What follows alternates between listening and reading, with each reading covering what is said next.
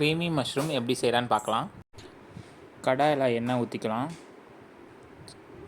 சின்னதாக ஒரு பட்டை, 3 லவங்கம், ஒரு ஏலக்காய், பொடிசாக நறுக்கி வச்சுருந்த ஒரு பெரிய வெங்காயம், பொன்னிறம் ஆகிற வரையும் சிம்மில் வச்சு வதக்கிக்கலாம். பொடிசாக நறுக்கி வச்சுருக்க ஒரு தக்காளி நல்லா வதங்குற அளவு பார்த்துக்கோங்க. ஒரு டேபிள் ஸ்பூன் பூண்டு, ஒரு டேபிள் ஸ்பூன் இஞ்சி பேஸ்ட்,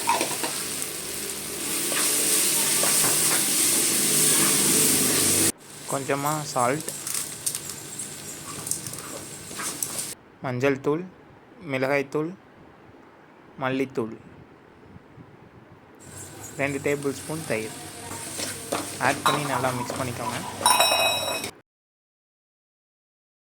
3 முந்திரியில் 1 ஸ்பூன் கசகசா கொஞ்சம் தண்ணி சேர்த்து நல்லா ஊற வச்சுட்டு அதையும் அரைச்சி அதோட ஆட் பண்ணிக்கலாம்.